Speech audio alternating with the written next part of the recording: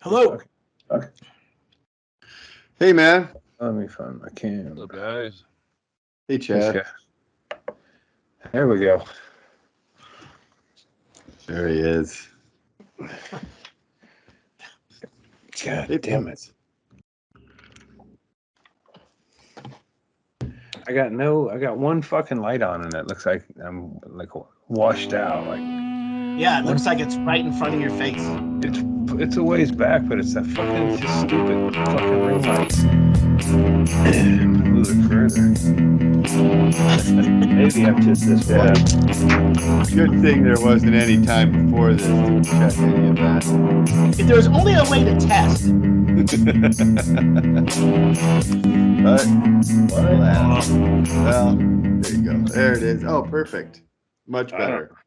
I don't think it is. It's the same No, it's fucking deal. exactly the same. It's exactly the same. Gee, I'm not in any kind of fucking Try light. pointing the light at your computer screen, Andy, and let it reflect back onto your face. Really? Oh, shit. Mind blown. How many things are going to get knocked over while this is... That's the only reason why I suggested it. There's going to be a blue Gatorade on the carpet, that's for sure. No, I don't have any bong, and yeah, even the bong water's fresh. Pipe water. Yep, good. I'm willing to do anything, man. It's fucking always this way. There's no light on me and I'm washed out, so it's fucking it's just chemotherapy. I think it's from the window. It's probably that, and he's probably got an overhead light on. No, the overhead light's out now. All right. Yeah. That's better. All That's right, better. okay. Jesus fucking Christ. Cheers.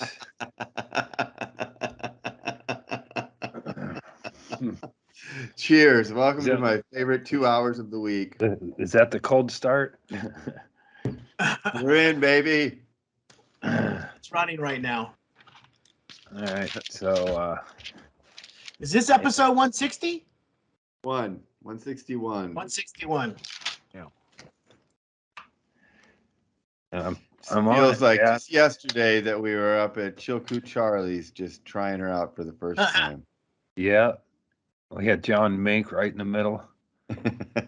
Come on in, John. Hey, John, we've been looking all over for you. Jump in the middle here. We'll never air this. Don't worry about it. That's coming up.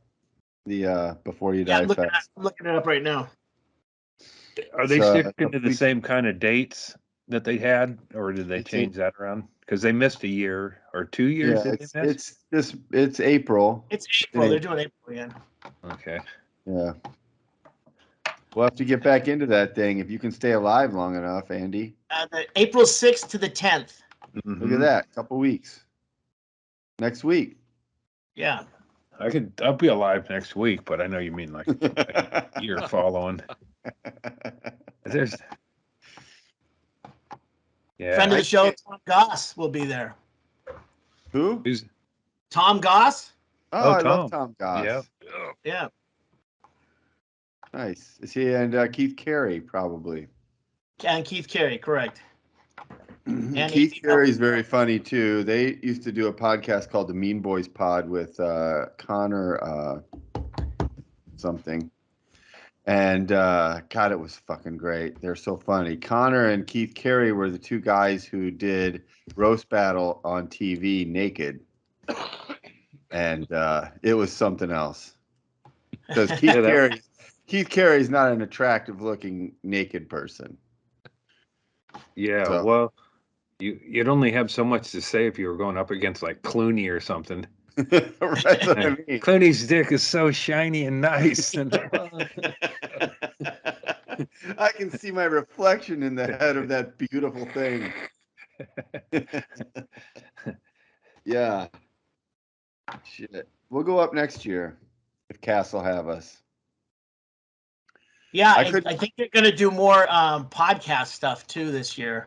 Oh, man. See, by next year, we'll be fucking rolling. We'll be up into just about what? We'll be at 225, 230. Perfect. I'm not saying anything that I don't want to jinx myself, but I guess I told Brett, and I was on the Doug's podcast, but it was sort of a cliffhanger because I had that CT scan results coming up, and they didn't find any they didn't find any cancer in my liver. So Hold on, are you talking about the happy hour the other day? yeah. Okay.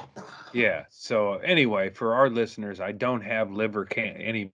I mean, they were looking for more cancer. It's like it's outrageous to think that they opened me up that wide and that they would have left some. Oh, whoops!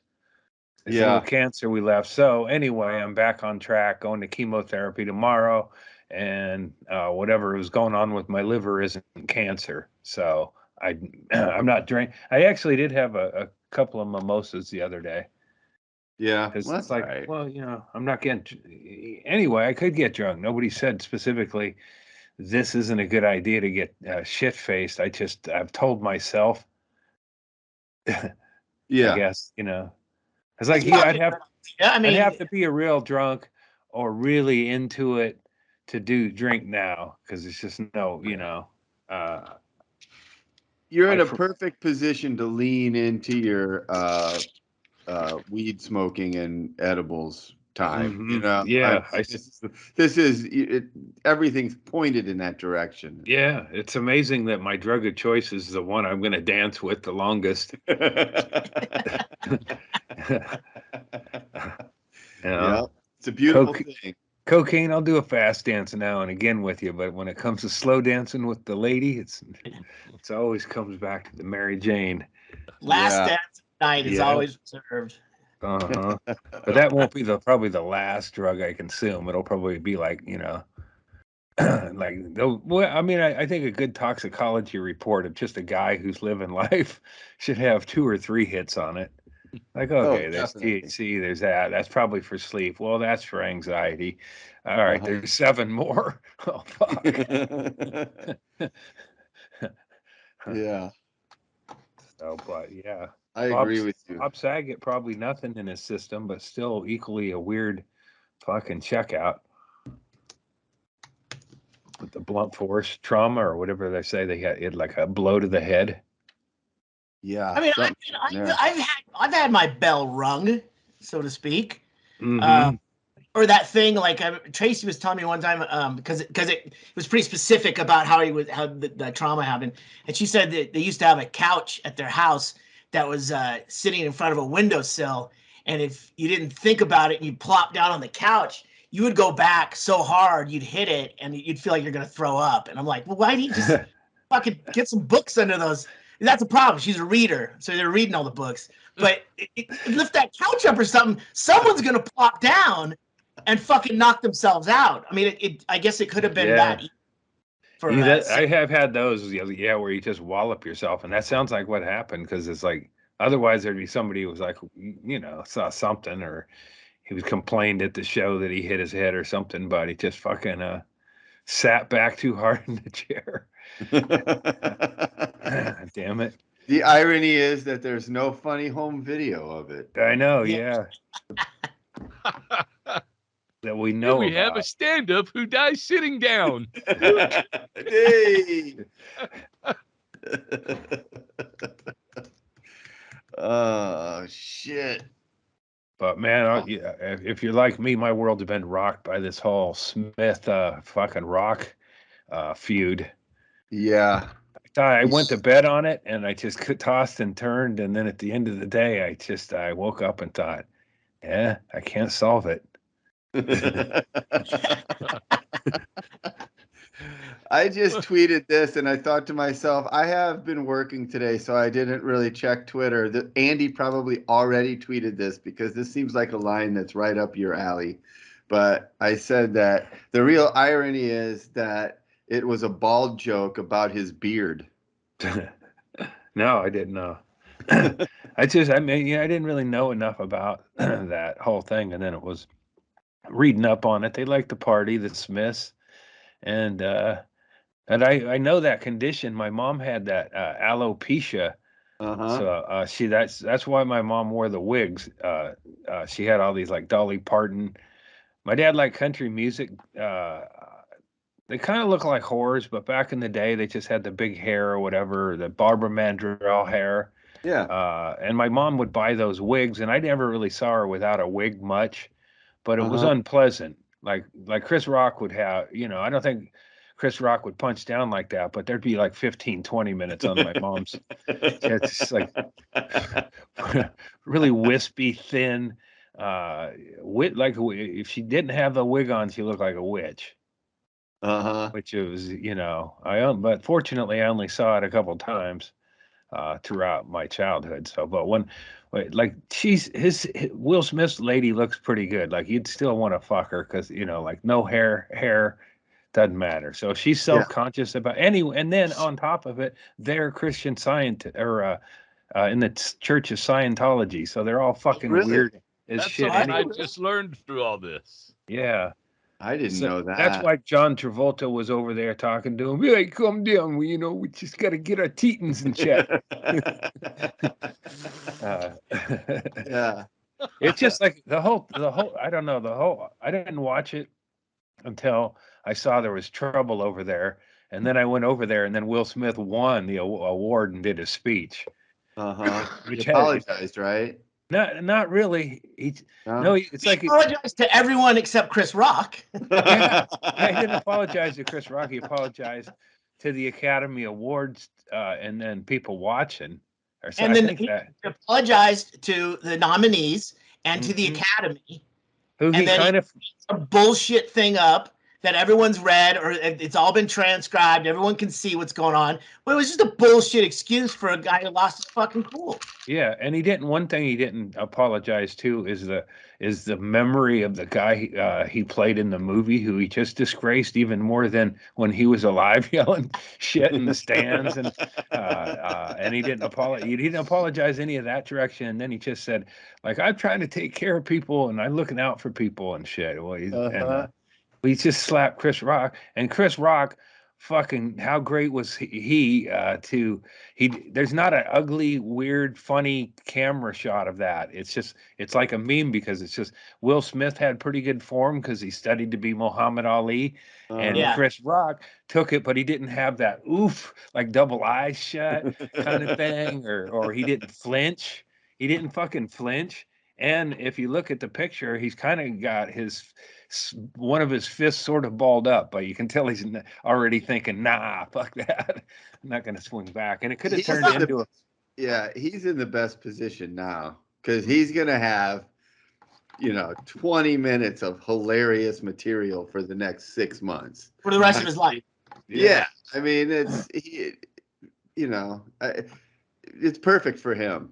That's exactly, nobody wants to get slapped on stage for a joke they tell. But if it's ever going to happen, you want it to happen like that, I think. Yeah, and look at Chris's expression there. That's a cool, like, you just got hit. That's like, he's already like, fucking weird motherfucker. He's not like recoiling. He didn't scramble. Could you imagine, like, most white actors if they got slapped on stage, how they would fucking flail about and shit? But right.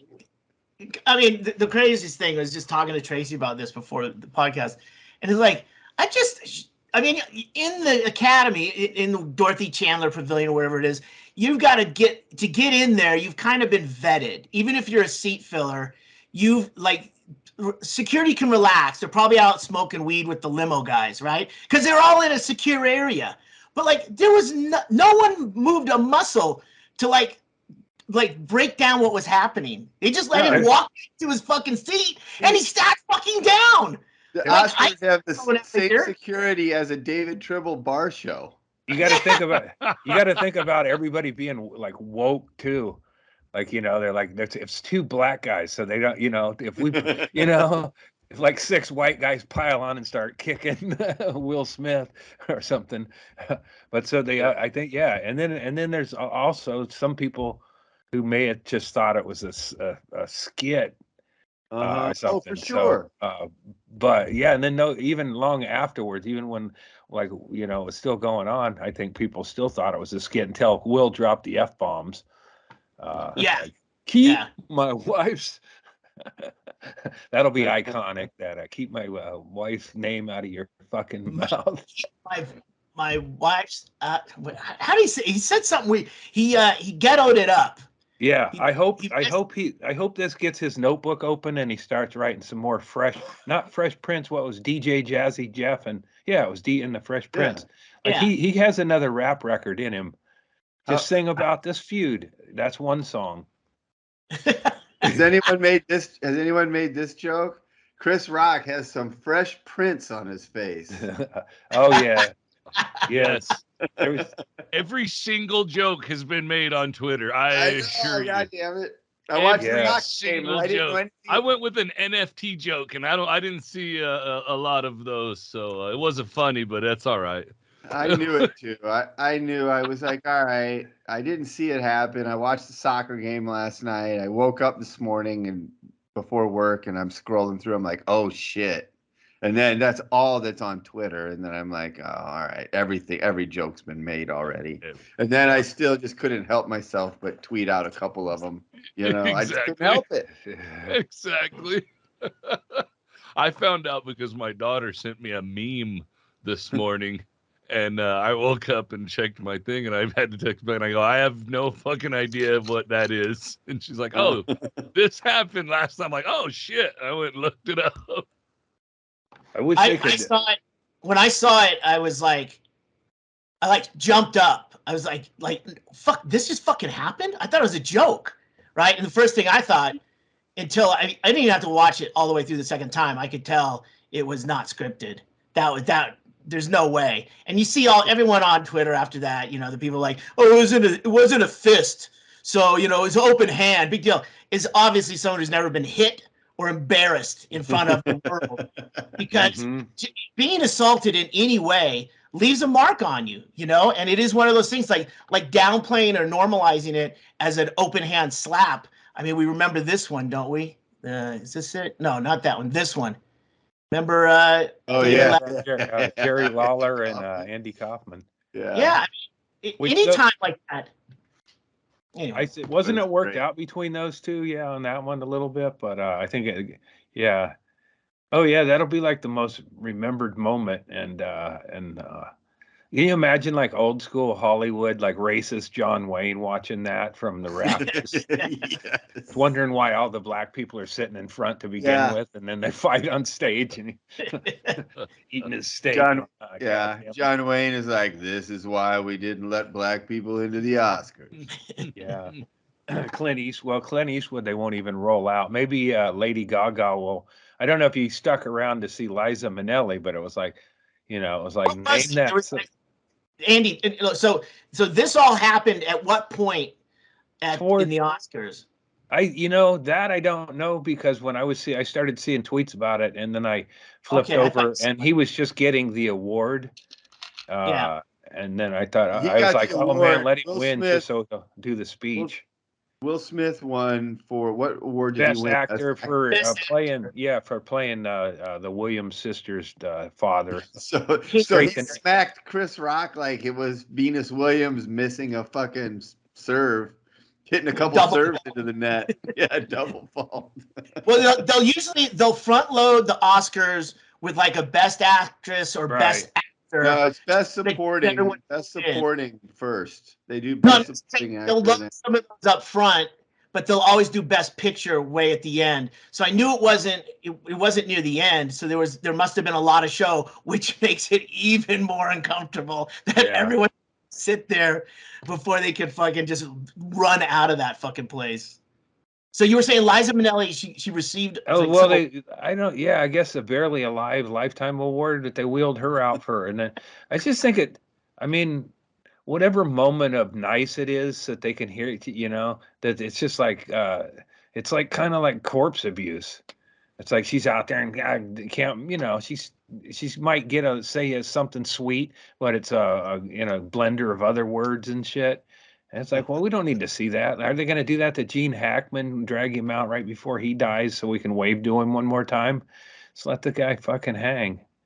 I don't know. You don't think these people enjoy being like coming out on stage and having all of their colleagues and peers give them a fucking 5-minute standing ovation and they can like revel in it one more time, even though they are dribbling onto their. Yeah, that's what I'm saying. It's like somebody should have just said, Liza, can't you just remember some of the other great memories? Because this is not going to be, the Oscars isn't what it is. You There's about could have already been there. There's only about 30 actual celebrities anymore that are up there. None of the other people show up, and it's just a bunch of seat fillers and made for TV events. So if we want to wheel you out there one more time, Lady Gaga, I don't mind handling. She's hung out with Tony Bennett recently. He's in bad shape. So he should have come out and tried to sing a song. He's got like dementia now. It's like, let's do that. Let's hey Tony, we're going to applaud for you. Let's see if we can soak up one more spark of your magic. Oh, nope. Looks like he just crapped his pants. Good to see you, Tony. He left his turds in San Francisco. No, he left his heart in San Francisco, but he left his turds in his pants. Left his other pants on the airplane. Andy, are you like saying maybe Lady Gaga has something to do with this? No, I mean, but she's a good one to pair people up with because she's sweet and can, but it's like, it's, I don't know. It just seems like she's got hospice experience. Right. Maybe that's, yeah. She's going to do a movie of almost dead celebrities. Hey, I'd watch that as a real world, the almost dead celebrity hospice. I don't even know who's in there, but I know Liza's in one of the corners. Buddy Ebsen, is he still around? Probably not. No, I think Scatman Crothers, I'm sorry. Oh no. Scatman Crothers got to be dead for sure. I can't. That Celebrity hospice would be good because it would be a little bit like Celebrity Rehab, because if you remember Celebrity Rehab, like Jeff Conaway was like in a wheelchair, like he was basically into hospice care, and then the drummer for Guns N' Roses was like next to dead. Yeah, yes, smoking off.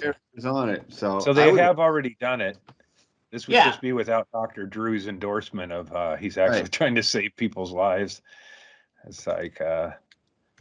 When on the Man Show, Doug's assistant Dory had a gig where she worked for Buddy Ebsen, who was in shutdown mode. Didn't sound like it was a great gig. I'll go hang out with Mr. Clampett anytime. Whatever. Yeah. By then, all the people were hanging out with Jethro. That'd be like a good show. Is just go interview celebrities right before they die. Gary Busey, we're just going to come interview you just to put it in the can. We'll be ready. Just have a recurring appointment back for that guy. Yeah. I watched a movie the other day on accident, and I should have texted you guys about it. I didn't think about it till right now when you guys are talking about TV shows and stuff, but I don't know how I never heard of it. Space Truckers. It was from 1996, but it has Dennis Hopper is the main dude. Oh yeah. I do remember that movie now. George Wendt is in it. Like there's a bunch of big names. Like three of the Norm is in it, and like three of the dudes ended up being on Game of Thrones that are in it. Really? Yeah, so it's like a huge cast in this movie, and it's so fucking dumb that I had to watch the whole thing. I remember the one thing I think about Space Truckers, if this is the right movie, Chad, remind me. I think it was like they were hauling like pigs, but the pigs were square. They had like figured out how to make pigs square in the future. That was like the one advancement. And that's the only thing I remember about the movie is that they loaded the pigs in like cubed fucking boxes. They fit each one on top of each other. That was exactly what hooked me into watching it. I was doing the dishes and I just put something on the iPad to just watch while I was doing the dishes right there. Just have background noise because and then the fucking square pigs came on and I was like, hold on. We gotta put this on the big TV. I gotta watch. So were they like cage fed and they just were square? Yeah, they had a spout that went right up into their square cage. Yeah, they lived in their cage. Like they just filled the cage. Like they were as big as their cage was. They just filled in. Like Like the way the Japanese make square watermelons. Watermelons, yes. Yeah. Huh. Yeah. Sounds feasible, actually. Yeah. Well, I mean- especially when you think about how little we give a fuck about an animal's well-being. I'm sure that there was somebody going, we should make square pigs. Uh-huh. Yeah, if it can be done, let's do it, man. Let's put our best team on it. All that extra bacon. You know that square pigs will be on the fucking space shuttle heading up without us. Elon Yeah, you Musk. get a nice good slice for a sandwich. If you make them the same size as a hoagie, Right. then yeah. The good news that's for true. Erickson is he'll see the shuttle taking off for the next planet.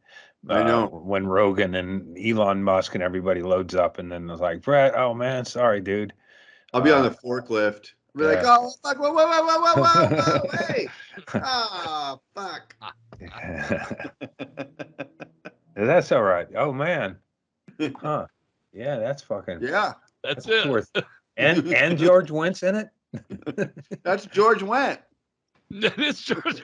It is? No, it ain't. I want to could tell you believe- what happens to him, but I don't. I'll let you watch it if you want to watch They it. ain't- It's worth they're a not- watch. If they were It's square dumb. talking pigs, it could be George Wendt. It looks like Debbie Azar was in that too. She was in that other shot I had up. Is this? Yeah, she's hot. Yes. Yes. She's the one from Entourage. She was on Entourage.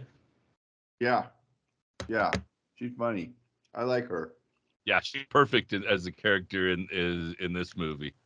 And then the other dude that's in it, there's three main characters. There's Dennis Hopper, her, and the other dude, and he's somebody as well, but I don't know who the fuck it is. I haven't seen a lot of movies. Chad, you should have your own IMDb page where you're like, this guy was in another thing, but he was in this, but I don't know who the fuck he is. That's Jenny's thing that will say is, oh, that's somebody. And then neither one of us will know who it is, but we will agree. Yeah, that's been in a thing. Yeah, we've seen him in other things. That is definitely somebody. Yeah, that's I did with that with a Geico commercial, and it was the guy from Breaking Bad, Crazy 8. He's in a Geico commercial, so I was like, man, that guy's familiar. He was like in the early episodes of Breaking Bad. He was one of the guys Walter White murdered in his basement. And he's now on a Geico commercial where they're sitting there, and then there's an audience, studio audience, while they're just sitting on the couch. That was Yeah, I know that was. I was like, man. And then as I Googled, like, you know, and then like, you know, you got to Google search shit till you find it, and then I found it, and it was like, you know, crazy. IMDb is all you have to have. I know. Yeah. Yeah. I no longer ask who the fucking I can't think of his name, but I call him Fat Damon. The guy who was in Power of the Dog got nominated, but no, Power of the Dog kind of got shut out once people actually saw it. You know, I think they nominated it because it sounded it's a like that happens when people go see a movie and it. I think it got like sound edit or one of them throwaway awards that Yeah. it's like, oh yeah, they definitely made The Wind sound like The Wind better than all the other movies, I think. You know. But yeah, Power of the Dog was it could have been it was nominated for a bunch of awards, but I don't think it did much business. Because it was a really dumb Cumberbatch movie. is the guy you're talking about. Well, no. You're talking about Todd from Breaking Todd Bad. from Breaking Bad. Yeah, he's in a lot of stuff now. I don't think he's the one who overdosed. Oh shit, what was his name? That Philip Seymour Hoffman. But it's like, man, you know, were they around at the same time? It's like one guy just died, and then the other guy appears out of nowhere and has a lot of the same fucking casting qualities. Although Philip Seymour Hoffman, some of that shit was really fucking Boogie Nights, best performance ever. Philip Seymour Hoffman was great. Jesse Plemons, yeah. Yeah, if he hasn't played Matt Damon's fat brother in a movie yet, it's a missed casting opportunity. Jesse Plemons was great in an episode of Black Mirror where he played they did that Star Trek episode. He played the Captain Kirk character. I don't even remember what happened in it anymore, but he was fucking awesome. Mm-hmm. Yeah, he'll be He'll be around a while. That guy. If he can get away with the Power of the Dog at this point in his career. I mean, people love, people liked it. Just not, none of us would, and I don't know. There's just certain things that people really like remember the Macarena? Like, everybody else seemed to really like that.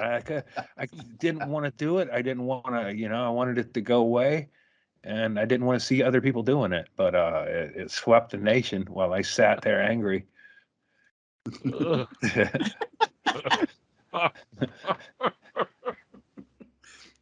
So are you saying the power of the dog is the Macarena of film? Well, if people really liked it and it was nominated for a bunch of awards and it was actually, I mean, I think that would be like a real test if you're like with a group of people, like say you wanted to be an intellectual and you were sitting around talking to other intellectuals and they were talking about how great that movie is. I'll bet you could break it down to where like, bullshit, you didn't like it. It's fucking stupid, right? Name one dog that was in it. How was that title? How does that title even mean a fuck? You can't even think of it in some sort of oh, that must be like the Indians name wolves or or whatever spirit. It's not even fucking mentioned as a possible spirit animal. There's one in the background. It's it should have been called grooming or something, or cowboy unrequited cowboy lust or. I don't know, but fucking dog, Power of the Dog is just it's like would you have been less mad about this movie if it would have just been named something different? I wasn't mad about it. I just think it really sucked. I mean, Andy, you do have a lot of energy wrapped up around the name and like the that movie. Well, there's that other. But I mean, movie your biggest complaint is that it was called The Power of the Dog and there aren't any dogs in it. Like, I mean, it seems like if they would have just named it something different, you would have been like, yeah. I would have probably skipped over it. Is the thing? It was a Western and it was called Power of the Dog. And I'm like, well, shit, this will be like old Yeller snaps the gun out of the engine's hand at the end of the thing. Some shit, right till that bitter end. You think, okay, well, is the kid gonna get a puppy? He's hanging on to the bitter end. There better be a fucking dog. Looking at his watch, he's like, God damn it, we're back an hour and a half in. We haven't seen a dog yet. Yeah, it's like a psychological thriller without any, elements of danger. Without any thrills. The danger would have been that the older cowboy and the younger dude just fucked, and that, according to the times that this movie was about, that's all right. It's not like he was a tennis coach and this kid was taking tennis lessons. They're all out there in the fucking Old West and what happens out there, but that didn't even happen. Brokeback Mountain, at least the two guys that were into each other fucked, and then that was the thing. That was the pivotal point in the movie. It was called Brokeback Mountain. Andy, Brokeback Mountain. There were enough mountains. There were enough. Well, I assume the Brokeback had something to do with the way they went at it in the tent. I think I told you this before, but I went to a movie and Brokeback was playing in one of the theaters near it. So I went in there in the 15 to 20 minutes to kill before my movie. And there wasn't that many people in Brokeback, but I sat in there. And then when the gay scene happened, and there may have been more than that. Maybe there's a few in there, but this one happened. And I got up and like I was mad. Like, like I was a walkout. Like I didn't expect this. Shit. Yeah. I'm walking out of this movie in protest. This is gay. But it was a gay love story, I believe. I haven't seen it all the way through. I saw a good part with Randy Quaid. I come in when I went to the bathroom, I ran back in, and Randy Quaid was disgusted with him for being gay. I should watch that again just for that. Do you remember what movie you were going to at the time? No, I always do that. I'll go into another movie beforehand. Yeah. But that was just like a small audience of people, so I thought it'd be funny to just like storm out of there disgusted. John 3:16, everybody. John 3:16. You don't need to live this kind of life.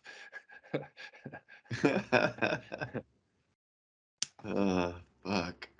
Yeah, I didn't. Well, I hadn't seen any of the movies that were up for Best Picture, except I saw some of Dune here with the Shayleys, Yeah. but I fell asleep in like the first 20 minutes, so I didn't really feel like watched that one either.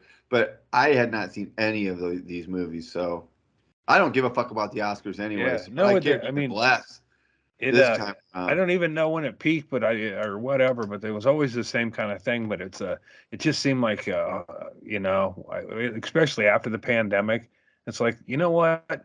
Just fucking distribute the money and give it to the fucking people who run catering or something. Because you don't really need to do this shit. They could do it, just list who wins it. The Well, MVP of the league is George Clooney. He won, all right, George won this year, and he could, but it's why people hate Hollywood people, and yes. then they do it, and then they try to make it better. They try, okay, this is the year of the women, or whatever, or they give more. It just seems like they're trying real hard to diversify and honor different things, but it's the same bunch of assholes, same mostly white shit, and But don't you think that I agree with that? And this is why I don't like it. I think that it feeds into the worst part of artistry. That if you're actually an artist, you should not give a fuck about awards for your art. And the fact that I mean, think about it. There is no other there's no other profession that has an Oscars. It's not like, oh, let's all get together and talk about how fucking great we are at plumbing. mm-hmm. You know, I mean, if plumbers did that, all the other plumbers would be like, fuck those guys. I don't give a fuck about them. They're not any better than any of the rest of us. And though just the whole idea is just so self-congratulatory, and I, like you see them get up there and then they make a speech about, how the bravery of the performance and all of this shit. And it's just like, who gives a fuck? It's right, 1,000 times more brave to wake up at fucking 5 o'clock in the morning and go to your job as the fucking garbage man than it oh, I thought is he, to play any role of I remember watching Eddie Redmayne in a clip talking, being congratulated for winning the award of playing Stephen Hawking and talking about how this process and how hard it was and all of this. And he never even thanked Stephen Hawking. It's way harder to be Stephen fucking Hawking than it is to play Stephen Hawking in a movie, you piece of when I shit. think about how many days I woke up with a sore neck, and I got to thank my chiropractor, kept my head back. I Right. got my head back. Yeah, yeah. Well, that's kind of what I mean. That's how it felt to last night. Is Will Smith won? I don't think he's ever won an Oscar. So he won No. the first Oscar, and then he had a tearful speech about being a vessel of love. Didn't really thank, So he just like fucked up it was an easy thing, and it should have been about the Williams sisters Right. and race or whatever. And instead, he said how he struggles with his religion, or he's being asked a lot of God. It's just like it If was just like a bunch of if fucking these dumb shit. if these people weren't so far up their own asses, the Oscars would have, instead of Will Smith, it would have Richard Williams and Venus and Serena there. Like that's who would They win were the there. award. No, they were The there. award. Well, I'm not saying they should be there. I'm saying they should win the award. The movie Mhm. was about them. Mhm. That's who should be being celebrated, not the person who pretended to be them. You know who should have That's won an not the award? fucking thing, I did right? watch the beginning of the thing, and it started with the Williams sisters, and the award for the most smashing tits in a dress, barely in a dress, goes to Venus Williams. In that, I was like, and they didn't, Wow, Venus Williams. yeah, Venus was. It was like, holy She shit. I doesn't mean, really have Serena's I'm not fucking normally the guy to neck. talk about the Oscars and the dresses and stuff, but I got to say, what Venus Williams was wearing made me forget about Serena. Wow. That's how the Oscars started, and then it kind of ended with it didn't end with Will Smith crying, but that was the last big award. It was like, what the fuck did we just watch? But for the people who sat and watched the whole award show, I hope your Molly was good or whatever the fuck you take that you can sit through that shit and not channel surf and not care. Nobody cares about most of the awards or the people winning them, and then it's just this unknown, dude. It'd be better if they just had Gilbert Godfrey read everybody's thing, because he'd keep on time or whatever. That would be good. That would give the proper amount of respect and worth to what they're doing. Like if Gilbert Godfrey just read the winners' names, that's about how important it is. That's a hell of a dress right there, Andy. You're right. Yeah, I didn't even notice her sister. Her sister has a pretty sexy dress on too, but I just was stuck there at Venus. Oh my God, that's the tennis racket cut right there. Yeah. If they were given just a statue for like, wow, that's it right there. I didn't watch the rest of the people coming down the carpet or whatever though. They didn't get a statue, but they created a couple of statues. Mm-hmm. Yep, and Will Smith is their daddy. I did see that. I did see that movie. That was the one, that and The Power of the Dog. So I saw two of them, but I don't know if that was up for bet. But it wasn't that great of a, I don't know. It wasn't that great of a role. I don't remember one specific moment of going, oh, fuck, man, that was something. So good for him for winning an award for a shitty movie that wasn't all that great. Should have been more about the sisters and then crying and saying he's a vessel of love after he slapped Chris Rock in the face. Yeah. That's the funny part is he slapped Chris Rock in the face and then he goes, I'm here to be a vessel of love and protect people. I would like the one thing that I saw after it happened was I just want to say, and I like this person a lot. I think she's great and she makes me laugh. But Tiffany Haddish is completely and utterly full of shit when it comes to her take on this, because she was like, I'm just glad that a man stands up for his wife, and she did that whole thing, Mm-hmm. She told Will Smith, what, Jada, is that her name? Jada? Yeah. She said that she told Jada afterwards that you better suck his dick from the back, which is a pretty funny thing to say. Yeah. But Tiffany Haddish was in a movie with Eric Andre where they straight fucked with people. They did mean shit and fucked with people directly. And she is no problem with someone coming on stage and physically assaulting someone who makes a joke. Like you're in a movie with Eric Andre where the whole movie was you making jokes on people who didn't know they were going to be part of the joke, which is what happened here. It just seems like shit to me. Like Borat. She's lucky, I mean, yeah. Right, exactly. If Sacha Baron Cohen was stuck up for Will Smith right here, it would be, it'd be like, dude, that you're full of shit. So I just thought that was fucked up. And as a comic, I mean, we were there in the Unbookables there when the dude tried to grab Rouse, and I've had people, in Portland, a guy tried to work his way through the crowd, and it was real packed. So he was trying to work his way through the crowd, and I asked him what he was doing, and he was coming up to kick my ass. And I was like, I threatened to clock him with the mic stand when he got up there, because he was at a lower Harvey's that has a tall stage, and you got to get in the corner and then get the wedge against the wall to get to the stage. And I would have fully assaulted him, and it would have been in slow motion because nobody at Harvey's would have probably lent any help. But I think the guy just got discouraged trying to get through the crowd to get up there. And Appleton, I had somebody try to hit me wanted to hit me with a bottle, had it standing there at the side of the stage to clock me.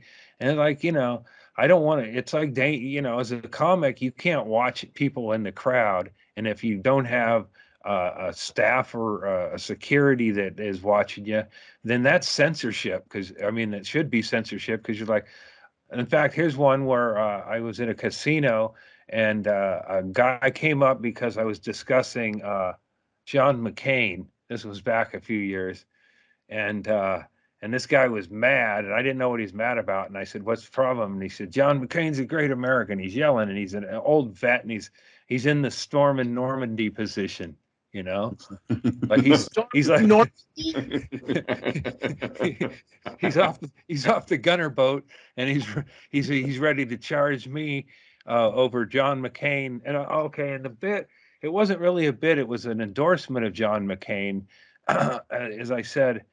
Is that I can't imagine Obama getting away with calling his wife a what do you call, you know, like he said shut your cunt mouth, or he had some monologue. John McCain had some monologue about her pasting on makeup all over, looked like a fucking clown, or he said something like that, and that was basically what I was saying, was that, like, you know, that's going to make him, he's a better leader than Obama, because if Obama said that to Michelle, you know, it wouldn't go over very well. That's basically it. You know, maybe I should have worked on it a little bit better, but it seemed more pro McCain or whatever. When this guy said John McCain was a great American, and there was a security guy standing there behind him, and I asked this security guy, because I'm done with my presentation to the rest of the people, and I'm dealing with this guy because he seems like an imminent danger. You know, angry vet, yelling out. This is before the Trump years too. So this guy was already fucking QAnon before QAnon even existed, and he was ready to come up and kick my ass over the thing. And then I talked him down from that point. I asked the security guy, "Do you have a taser?" And he said no. So then I proceeded to go, you know, John McCain is a hell of an American. He's a war hero, a prisoner of war, and a war hero. The stuff he did before. I said the stuff he did before they put him in the cage he deserves to be president. And he's like, shit. But if the guy said he had a taser, I think I would have gone the other way. But I knew that at least that time I knew there was somebody who was like kind of intervening. This guy moved in and was watching a guy, but you know, of course, Will Smith's going to be able to walk front and center of the Oscars, like John Wilkes Booth was able to go up and drop in on Abe Lincoln watching that fucking stupid play he was watching, you know. But I as a comic, sitting in the front row. Has anybody ever gone up after Stanhope to try to have a physical altercation on stage, or? What the instructions are is if it gets out of hand, let Doug handle it. And then if you see me or he calls out to me or I go to security, that's when we get involved. But not until then, because it's always better for the heckler to be shut down and embarrassed, or at least made like, oh, what did you say? Like, and that usually shuts him up right there. But if you let the guy on stage handle it, it lets everyone else know, oh, you want a piece of this? This is what's going to happen. The show's going to stop. Everyone's going to look at you, and then you got to talk your way out of it. So, but we've had a thing where in Kansas City where he refused to finish. He had like 3 words left on the end of the night, and he refused to go off stage and finish the show because this gal just kept talking, and he wanted to stop it. But it was like a thing where she was removed. No one's gotten to the stage, like on the stage, that I can recall. Yeah. How about you, Erickson? Oh yeah, I've been attacked numerous times. Yeah, I had a guy I think I told this on here before. I had a guy throw a beer at me in South Dakota, like a full beer, throw it at me, and I ducked and hit the wall, and everyone was like, what? I was like, what the fuck? And then it was a whole thing, and they got the guy out of there. But then the crowd was like, oh, that's just Crazy Larry. Like, the crowd was like, they're like, that's just, don't worry about him. He's not a problem. Because I was like, that's fuck, you know, like I was freaked out by it. That was in Spearfish, South Dakota, which is like a fucking rocks throw from Sturgis. And it felt like Sturgis. That's a Roadhouse style. It was Roadhouse shit, dude. Yeah. But that's when I also used to like wander around in the crowd when I did the show. So like there was some of that was happening. So I was like wandering amongst the people. And then I was back on stage. So it wasn't like a whole thing where I was just on stage the whole time and then they came at me. It was different. It was a different. I stopped doing that night. By the way, that was the last time I ever did that. I'm like, oh, maybe I shouldn't be wandering around amongst the fucking rabble Right. rouse. That's that's like get a shiv stuck in your thigh Uh-huh. while you're doing your Well, bit. it just sends them the message that it's okay to have that sort of contact because you're initiating it. You're wandering around and talking to them in that sort of comfortable way. So I was like, fuck this. I'm not doing that. One of the worst that I ever saw at that was there was a guy, I think his name was Brad Gilbert. I don't know. It was a guy who was at Harvey's Comedy Club, and he would go through the crowd, but it was he'd put on a Star Trek shirt, and he'd go around until he found an Oriental guy, go Sulu, shit like that. Nothing funnier than that. That was like a big chunk of like a 10-minute thing, and then he'd get back up on stage, change shirts again. He was a pro. I like that you called him an Oriental guy. Well, any Asian gentleman, man, damn it. Hey, you guys remember Tommy Rocker, right? Yeah. We did the live show and stuff. So he used to come up to Coots all the time, and he'd be on stage for 4 hours. He would start at like 8 o'clock, and he would play 4 hours. And at one point, he just stopped going to the bathroom. He just would be up there. He would never get off stage, and he would just play straight through. And it was just easier. Sometimes he was sober. But he would, at one point, he would get into this thing. I think I got a picture of him. He would get into an alter ego to where he would play like countrified versions of songs, And during that period of time at Coots, everyone was there knew what to do. It was group participation. They would take those, those plastic black ashtrays, and he would invite people to toss those ashtrays while he's doing it, but no one would aim for him. It was just kind of a thing. He would insult the crowd, and they'd do that.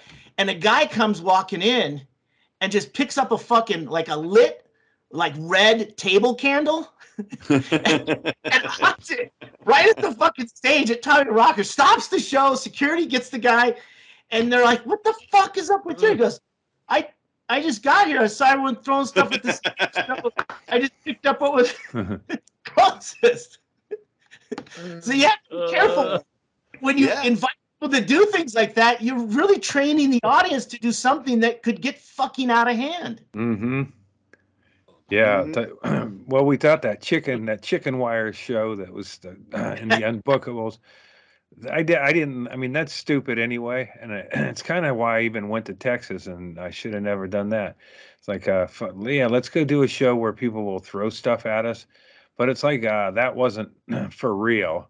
It's like they'd throw it at you whether you were saying what, So, but man, back in the day though, that would have been something to be doing a show and then just get hit in the face with half a ball of lettuce or something. I just watched Young Frankenstein the other day, which is one of the greatest movies of all time, and I laugh out loud all the way through it. But there's a scene where he's putting on the Ritz with the monster. Yeah. And they kick over the little floor candle, and that's the fire that makes him start to go crazy again. And he starts to, and then people start to freak out. But then immediately the whole crowd, which is made up of scientists, mind you, in tuxedos, they're all just fucking chucking full heads of lettuce at the stage, like the best. Where the fuck did you get a full head of lettuce? Every single person brought lettuce with them to the show. Like, oh god, it's so funny. And no one goes home with their vegetable. When you bring produce to a show, you're unloading it. No one's taking it home and go, it was actually a pretty good show. I decided I'll do this next week. Yeah. A little disappointing. I brought my tomatoes home. No cell phones and no fruit tonight. The best scene from Young Frankenstein, I think, is at the beginning when they find the secret passageway that takes them back to the laboratory. And it's in the bookcase that moves. When he takes the candle out, the bookcase opens up. It moves. And he takes the candle out and he goes in the back. And then he's like, all right, listen closely. Put the candle back. And then she puts the candle back. At one point, he gets stuck in between the thing and the bookcase is pressing him against the wall and smashing him. And he's like, all right, now this is very, very important.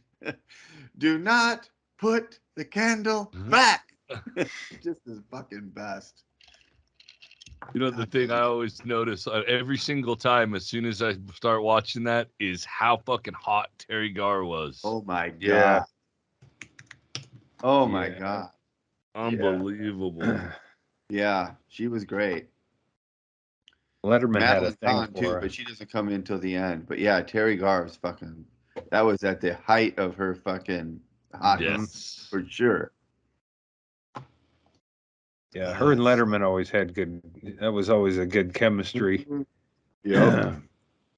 Yeah, you know Letterman hit that a few hundred times. Oh man, I would love to see like behind the scenes and the dirt dished on Dave. Although I prefer Dave just lives the mountain man experience out there in Montana and people leave him alone. But he had some good times. Oh hell yeah, you should. Yeah, he didn't even know you weren't supposed to fuck interns on the desk till late in his career. Yeah, you used to be able to do that, you know. Yeah. Yeah, One it of was those things. he was a like kind of a throwback, but not, he was like he should have almost been Carson's era, instead of the follow up. Supposed to replace Carson. That was the whole. Yeah. Uh-huh. I don't think should have been Carson's era. He was definitely where TV had moved Yeah. from Carson era. When Carson was gone, that was it. That kind of star maker dude. I mean, old Hollywood. Yeah, like Merv Griffin They're all type. on reruns right now. You can watch. I think on Pluto TV, you can watch all old Carsons. It runs 24/7. Is there anywhere that has the old Lettermans? Probably not right now. Probably Netflix eventually or something. But yeah, I'd revisit Letterman, I think. Uh-huh. I could fall asleep to some Carson show. And then go kind of cringe, go, wow, Dave was really sexually harassing these women. Bringing up rehab right away, getting them all emotional and then hitting on them. That's the move. Yeah. Yep. Remember when Drew Barrymore showed him her tits? That was fucking hot. Yeah, that was a It's good like you can episode. watch all kinds of like really dirty porn, and then you just see like a flash of Drew Barrymore's side tit, and you're like, "Oh my fucking god!" Mm-hmm. Well, I'm just finally coming out of the mask on the regular, so I'm noticing the mouths on people. I'll just say people so I don't sound misogynist or whatever, but I'm like just at the grocery store watching the cashier's mouth going, wow. But I haven't seen them in a while. Those things can do tricks. It's like sometimes you see a clown with some balloons and then, it's like, fuck it, he's just a regular clown. And then he turns that balloon into like a poodle. And there are some mouths that can do similar type stuff.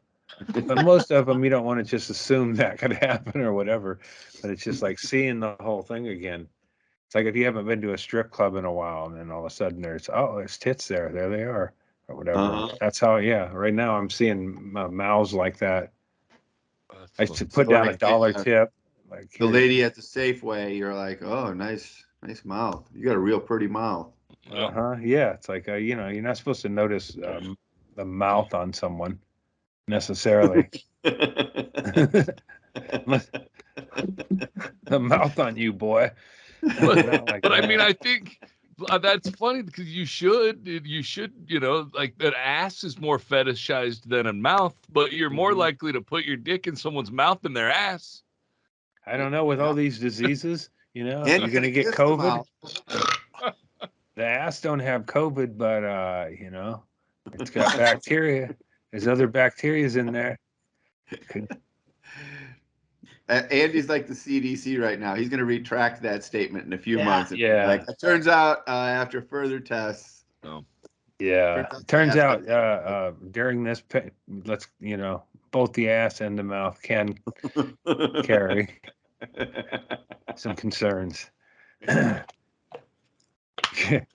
Oh I my follow God. the science. That's funny though, Andy, that you think like it is a thing. Like someone, society covers up a certain portion of the body for a year or two, and then you see it again, and you're like, oh yeah, fuck yeah. Yeah, it's like when it's spring and all of a sudden yoga pants come out of the hamper or whatever, and You see your first female shoulders again in the springtime. You're like, oh, shoulders. Yeah. Sounds like Saudi Arabia. I haven't been near a When the swimming Americans pool. come to town because they won't be wearing a burqa. Yeah, I haven't been near a swimming pool for probably 2 or 3 years.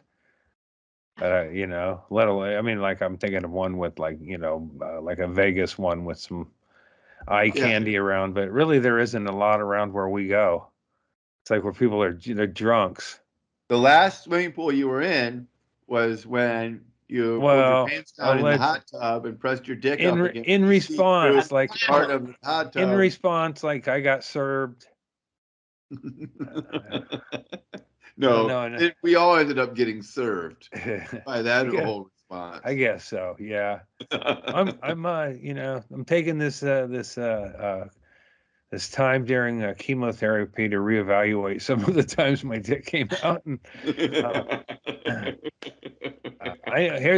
this almost came up in the other discussion about people heckling or threatening. I was somewhere with Stanhope, like Iowa or somewhere, and like a rock hall, but there was this group of people who kept fucking yelling shit, and then I got into it with them, and then I eventually I insulted them, and then their lady, the whole thing. They could have come up and slapped me and been in their right. But then I said, what are you guys like? They had matching shirts, and I go, what are you guys, like a cunt band? And they were, they were a band because they had long hair or whatever. And I just, I got lucky with the guess. And then they left, and then one of them yelled I didn't have balls on the way out, like he was threatening me, like, yeah, come on, man, I don't have any balls. And then that's that's the only time I think I've been on and during a performance pulled out, and I didn't show my dick, but I showed my balls and said, you're fucking inaccurate or whatever, get out. But I showed him that I did, and I mean, it's stupid, but I showed balls impulsively. That sounds like an appropriate time to do it, actually. Yeah, it wasn't out of the blue, but it was worth a lot of shots that night. Free shots, you show your balls and walk somebody, you're gonna have certain amount of people hero worshiping you. No doubt about it. I've always wanted to do that. I'm gonna do that at work.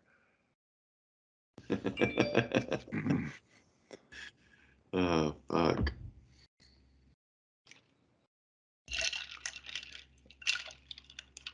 I told Carrie Mitchell to bring me a beer at the 1 hour mark. You want me to call her?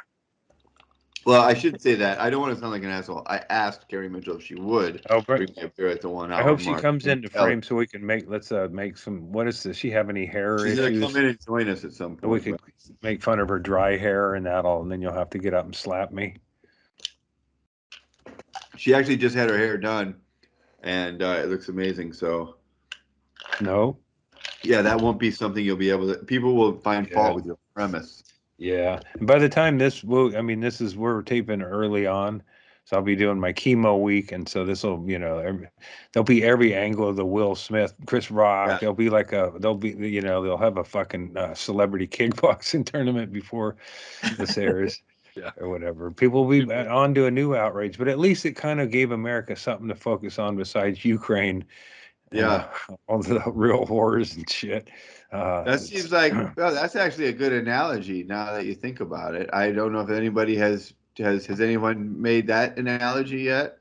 That was like, Ukraine flirted with NATO and did some shit, and then Putin stepped in and fucking slapped him down unprovoked. Shouldn't do that. Can't do that. Mm-hmm. Kind of. And then Putin called Will Smith and said, "Hey, man, I need a distraction, bro. If anything even comes near that bald chick of yours, why don't you get up?" Before we end on this topic, I want to give a shout out to Mike McRae. You guys know Mike McRae, don't you? Mike McRae, comedian from Austin, does the impressions. He does impressions. Yeah, he does a really good. He's also just a straight up stand up comic who's very funny too. But he had, I think, does he have a song? What's happening? Does he have a song? I don't think so. I thought I'm thinking of someone. But he had my favorite tweet about the Will Smith thing, and here it is. I swear to God, if I'm ever on stage and any of you motherfuckers think you can come up and slap me because you didn't like a joke, you better as hell be ready to also choke me and call me a dirty little slut. It's a shame. Well, right there. Mike McRae, everybody. That's the joke I wish I would have thought of. Like, you always see the one, like Chad, you were saying every joke was made, every joke was written 10 times over. And then the one you didn't think of, that was the one I was like, oh, fuck, that was the one. Yeah. Yeah, the internet kind of, it made it difficult for comedy because everybody sees the same stuff almost. And then it's like a writing class or whatever. When something like that happens, it's everybody's writing jokes. Everything's same burnt time before you about can even get to the club. Yeah. Mm-hmm. Where I used to carry around little newspaper clippings of somebody who would get bludgeoned to death a couple of towns over, and I was like a reporter bringing bad news with punchlines. By the way, Andy, nobody else is talking about those stories. You can still do that. That's not the you stories. Can't clip them out and hold them anymore. Yeah, those are evergreen, Andy. Yeah, but it's just, it's like everybody gets the same input. You're not surprising them with the story anymore. Yeah. Did you Carnival died a few towns over, man. You ain't heard? Okay, we'll sit back in the next 7 minutes. Let me fill your life with Did you guys see the story? Talk about a sad story that would have been good fodder for one of your bits, Andy. Did you see the story? I think it was in Florida, of the 14-year-old kid who fell out of the roller coaster and fucking splatted on his face. Watch that video. Oh my God! I didn't watch the video. I can't watch shit like that. But just the thought of it mortified me to just. Oh my God. That's Andy's. Well, not with the kid, but I did have one about a carnival worker that died. But then after that, people would always send me, or I would find out, all the horrible stories, even probably before the internet was widespread. With somebody would tell me about 8 people were wounded in this or whatever. So I became but that's kind of the fascinating horrors, or is that what it's called? That's has a lot of them. I mean, that's what I've if they're all compiled somewhere, I could sit and watch amusement park, because there's it's like those stories. There's always a breakdown of a component, and it was something that somebody ignored, and now people are fucking wounded or sunk in mud. Yeah, I was just in Florida, and this wasn't like at Disneyland. This was like Icon Park. It's like a Catholic carnival or something. It's something like, if you want to go to a music and you're in Florida, go to fucking Disneyland. Probably any of those guys that run those kind of offbeat, not Disneyland amusement parks in Florida, they're probably just as fucking weird as Exotic Joe. The shit that they got to do to keep the park open, and the people they got to hire to keep it going and shit. I mean, that you wouldn't fucking want to go to any of those. And it'd be like Bar Rescue, and you just go in there and eat a fucking meal out of the. You see the fucking shit that's going on in the kitchen. You're gonna eat that. I find those fascinating. Like some in the Midwest, I think they're better maintained or whatever. But just these, like Florida's full of those, like just fucking Uncle Pete's backyard amusements. I want to see their fucking days without an injured employee.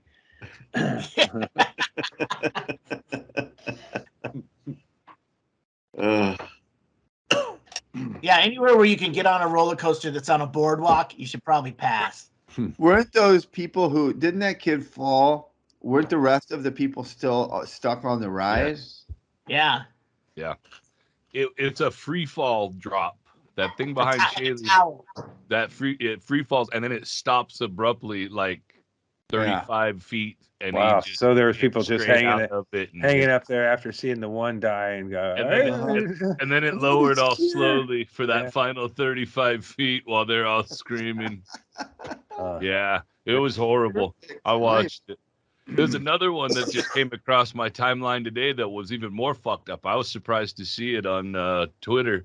Well, it was two girls doing like a Instagram video in a mirror in a bathroom, and one was holding a gun to her cousin's head. Whoa! Fuck! It went off and shot her cousin in the head, and then she fell out of frame. And then you hear another shot a second later. So and I think she shot herself. So yeah, it was fucked up. I'm glad I'm not really good at TikTok. No, that was Twitter. Oh, Twitter. Yeah. Huh. Man, that's fucking. I don't go on TikTok. Yeah, that's true. And on that note, say hello to Carrie Mitchell, everybody. What's up, Carrie Mitchell? Hi, you guys. What's up? Your hair looks lovely. Andy was going to make fun of your hair. I was going to make fun of your hair, like you should be in G.I. Jane, yo. Yeah, the before picture. You don't think that's like, I don't think that was, Chris wasn't riffing there. I'm sorry to bring that back up, but it didn't seem like he was riffing. So do you think somebody wrote that thinking that would be funny? Like, you know, probably. He wrote that guy's in trouble. It's just not a good joke. He just thought of it, top ahead. Yeah, maybe so. Maybe Bruce Valanche was back there going, "Oh, this is going to be good." I'll bet you he did that joke at the Comedy Store the night before the fucking Oscars. You got to have somebody with alopecia. Alopecia. Well, if somebody else wrote it, they're fired. Because of alopecia, I have a couple of nice wigs in my closet. I would Prove it.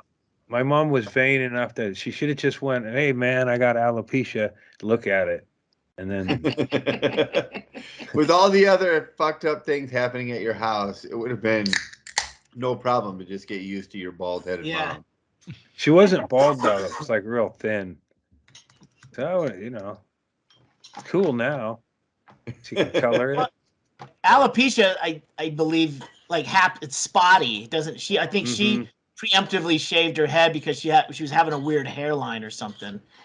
But I mean, she's very open about it. It wasn't a secret that she was bald. They're open about everything in that house. Yeah, it was just shocking. I still can't believe that it happened. I mean, imagine how Chris Rock feels today. Like, what the fuck? Probably there could have been any number of guys that have been fucking Jada could have run up on stage. Bradley Cooper's running up there. It's like it's like an airplane when they had the line of fucking people to smack the hysterical woman. Just everyone's in line to smack Chris Rock. Denzel. All the people fucking Jada. Clint Eastwood, I didn't even know you were here this year. Wow, all of a sudden they roll Liza Minnelli out. Holy shit. I had a strap on. So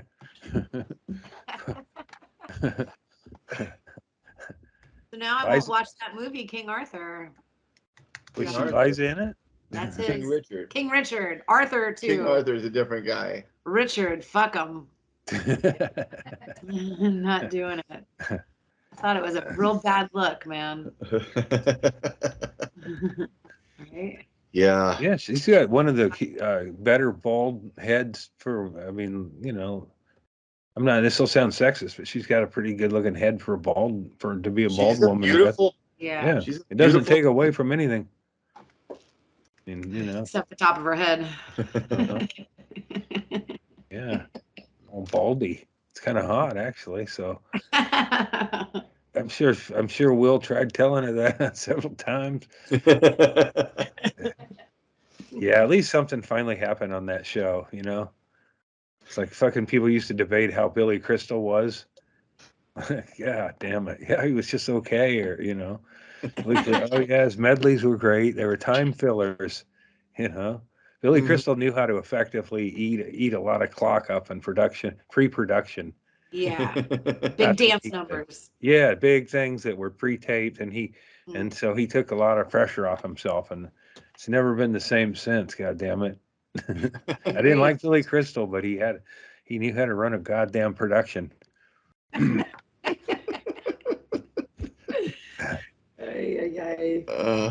That's how long ago it's been since I actually watched the whole fucking show.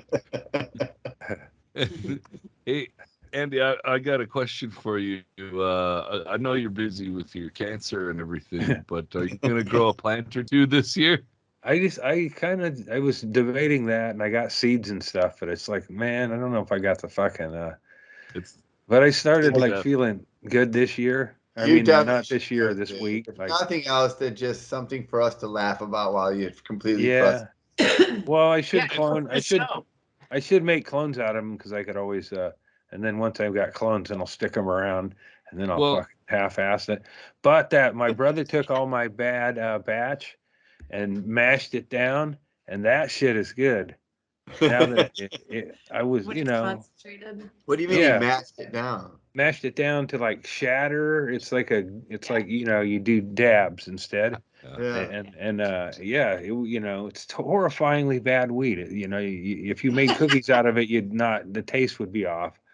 But it made this other stuff good.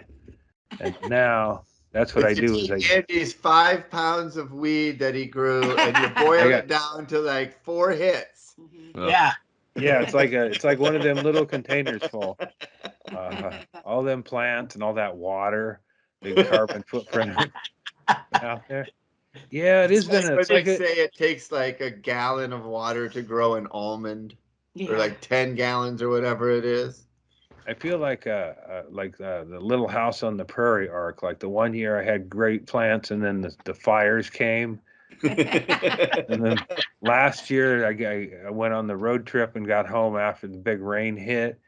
So it's always something. And then my wife's blind. A blind lady's wandering around. Yeah, I got a dog, some flowers on a hillside. I got a lot of it going here. old man Edwards. I would love to have a Victor Finch type Mr. Edwards as a neighbor, because I got a lot of projects where I could use a Mr. Edwards-esque man, a guy who'd stink, but you'd still appreciate his hard work. Right. I stink, but I don't know how to do any of that stuff.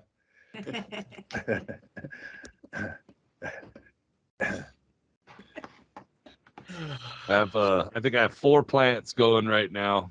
Nice. 2 are just sprouting up. Right now I've got I'm messing with this camera. So right now inside there's a time-lapse video going of the seeds sprouting out of the ground. So we'll see how that turns out. But you got the GoPro on it? Yeah. Oh. Nice.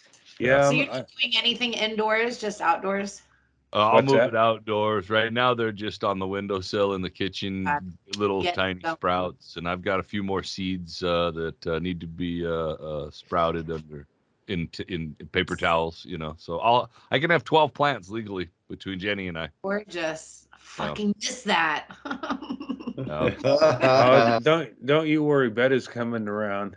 Beto, maybe. There you go. Maybe. So Mitch, you're saying that if you could grow plants there, you'd be you'd have the green thumb. You'd be out there working on it and tending a garden. Yeah, I do it indoors though. Yeah. I got a good spot. I already been eyeballing. Soon as Texas comes around. Well, get Joe to run for governor, or whatever position of power Joe needs to be in, he should be in, and then he can just say all that stuff. And instead of people going, "That's not accurate," it would be. Joe said it. Now it has to be done. Right.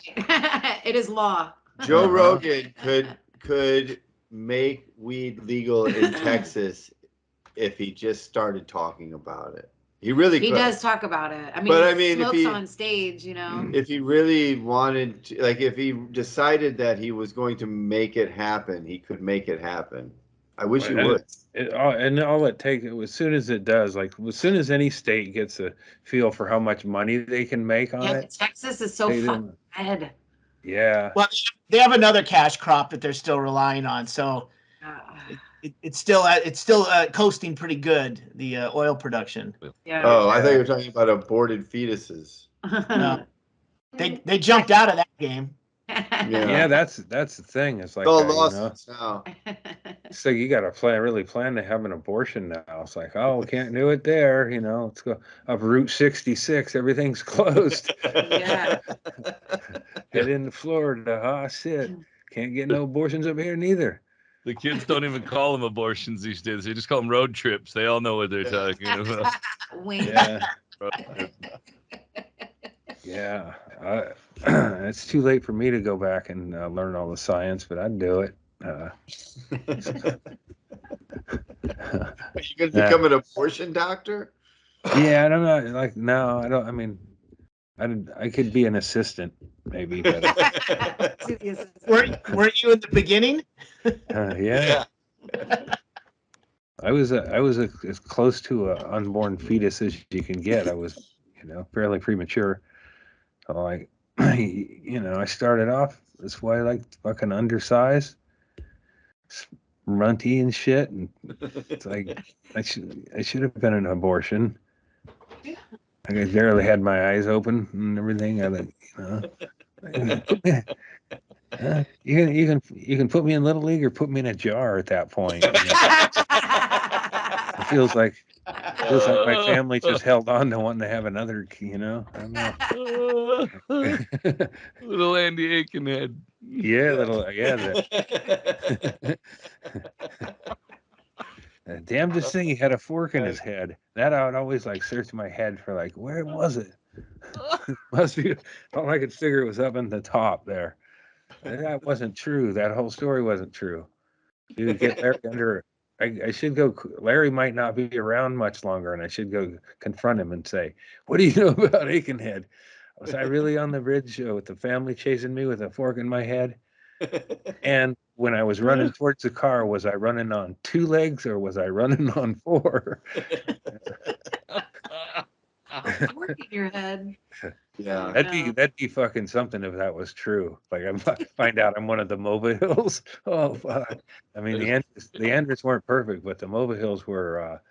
They were some fucking incest and retardation. They were like a family you would have like on the X-Files, that one episode where they're living under the floorboards. Where mom lives under the bed on and this family lived in up above the boat ramp, and they had wooden stilts under their house. And then my mom had occasion to go there. She'd been in the house for community action. I think delivering sponges. It was like a horde. And when the water would we get flooded every year, and the rats would come up and swim, and then they would just all infiltrate the house and shit. But there was Teresa Mobahill was a retarded hooker. I guess it's a nice way to say it, and very very retarded. Needed a business manager. A lot of times would get she would go work for the fleets coming into the bay. Sailor Week. Yeah, well, and she would sometimes spend a week working on a Filipino crew. And then would have $13 American to show, whatever happened on the ship, they didn't come, and then she would tell, so you get bits and pieces of her story. And she was the one I thought was my mother. That's like. Yeah, she was the one I thought in the Andy Aikenhead story she was my mother. So I saw her the first time after seeing the Hills. Wait, no, it was that movie where they say the calls coming from inside the house.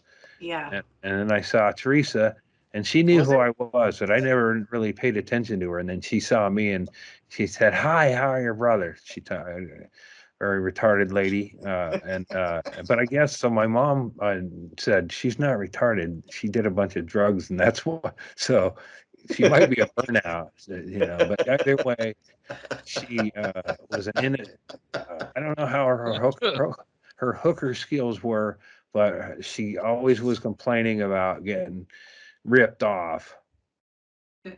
So bummer for that. And then she was, she lived a rough life. One time she was at the Coos Bay Hospital and she was in line, and I guess she needed to be at the admitting desk, because then she goes, I was raped, and then they're like, oh, and then she goes, I was raped in my pussy. Like you would go somewhere else.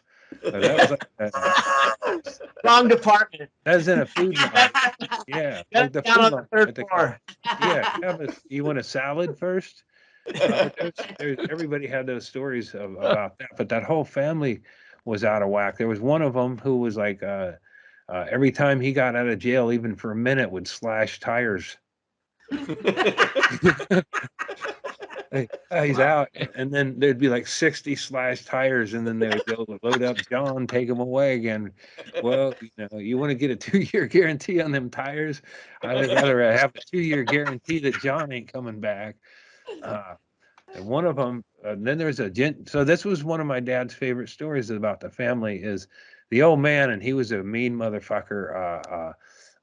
He was like eating a fruit pie at this parking lot. He was eating a fruit pie, and he had a bunch of kids. Like, I think they were like the crew in Shameless, but the kids wanted the fruit pie, and one of them grabbed at it, and the old man swung to hit one of the kids and dropped his fruit pie.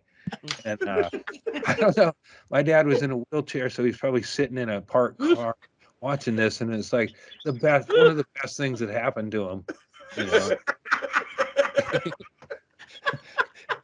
I'm sure it led to a lot of like inter-family violence or whatever, but my dad he would always talk about that. Every time he'd see that family, he'd go, oh, I wonder if they're getting fruit pies. I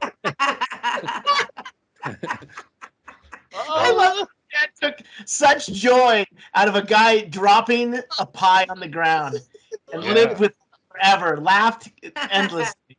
They were like the Gallaghers, because there was a ginger strain of the family, and there was a couple of them that were like, there's one that was a valedictorian, and one who I don't think he was he was an unofficial summer captain of the football team, and nobody respected or liked him. And he would throw in fucking, and we're gonna do some fucking jumping jacks into the thing. Like, I like that.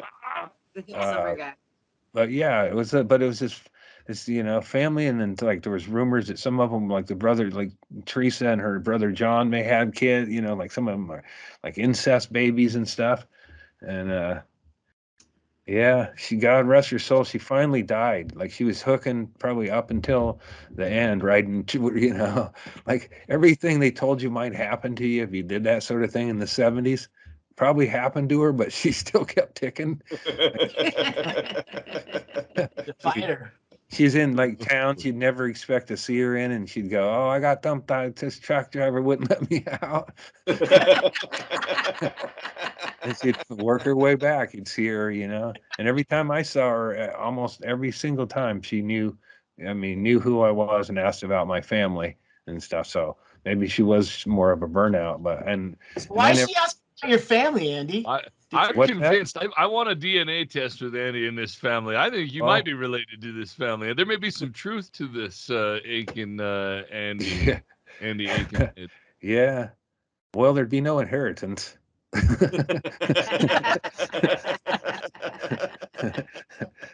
That house fell down a few years ago, and family dispersed, and probably, I don't know. I mean, I wonder if John's still out, and if he's out at, if he's still fucking gutting tires.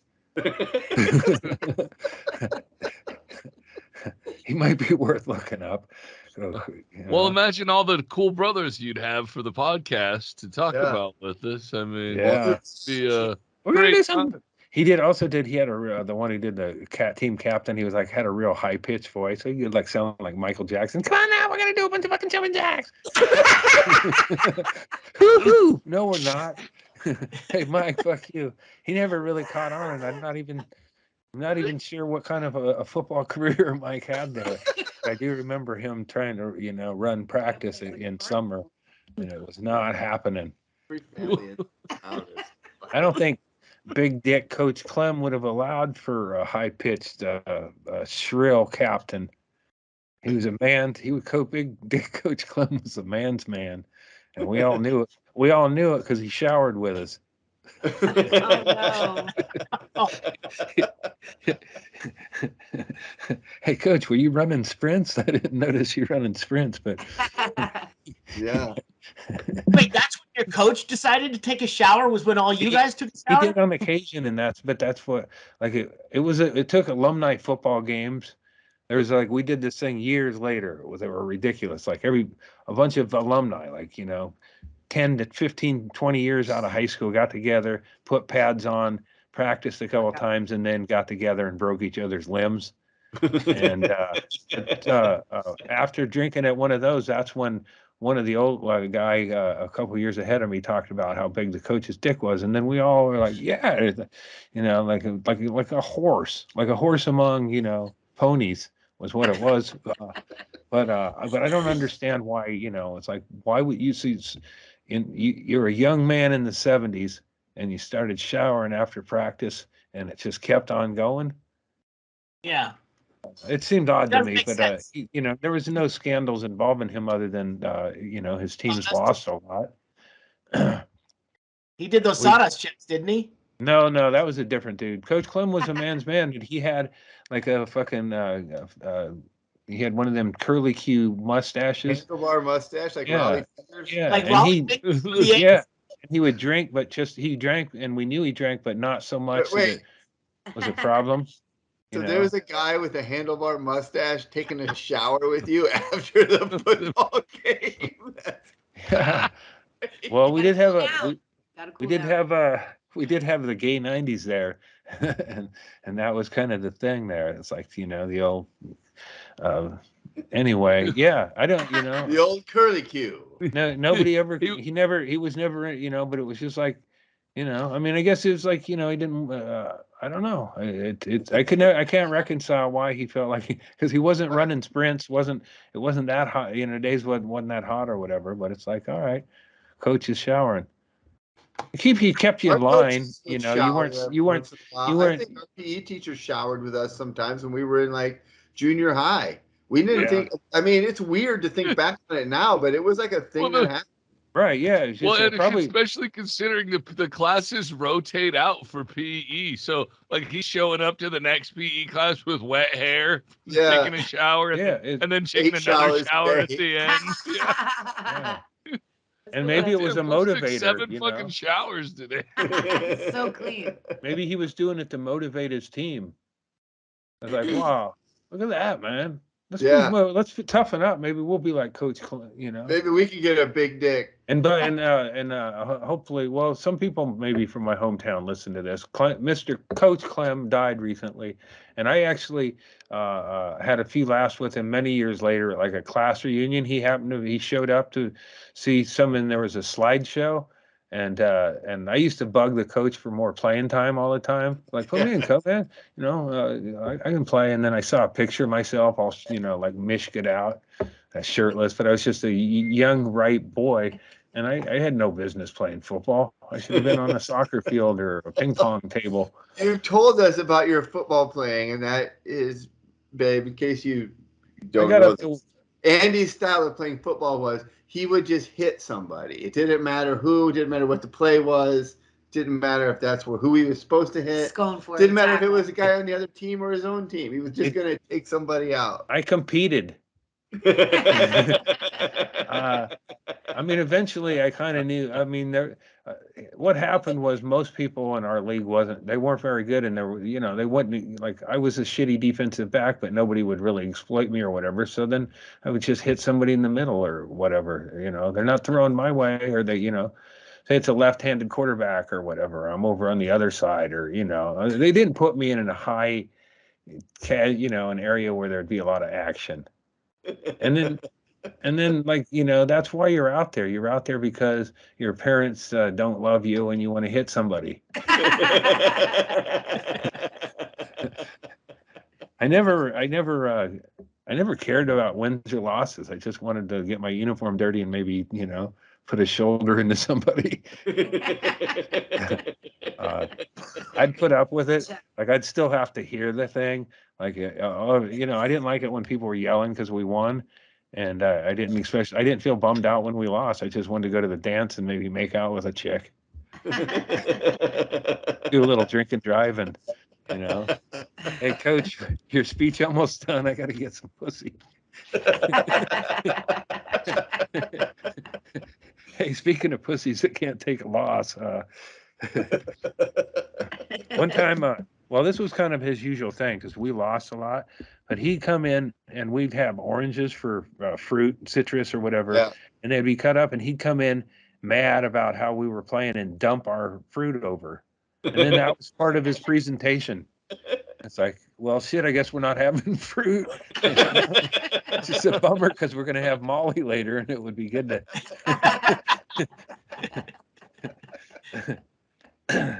But yeah, a lot of people in my hometown, they took that shit seriously. Oh, of course. Well, and I told you about JL. John Lindergren would stand on the sideline many years after he stopped attending high school and would yell and fucking, you know, fucking kill. Like, he would yell, fucking kill him. And you'd go, and I always would look at him because he's just, you know, he's 6'4" with a big cross-eyed and spit and chew down the side of his face. And I don't know if he was, I don't know what John would be classified as, but Big John was a simpleton, you know, a bit of a violent simpleton. And I would look at him and he'd go out and fucking, you know, that, how? You know, fucking kill somebody out on the football field. Why don't I give you my helmet and pads in the bathroom and you go out and show it? Oh, dude, your town is insane. Well, yeah, Jo and Teresa were kind of like the unofficial homecoming queens.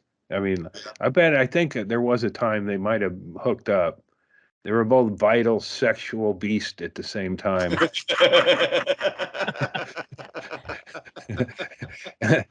Jo is like a dude who would like a fucking bar fight. He'd like just fucking crack heads and shit.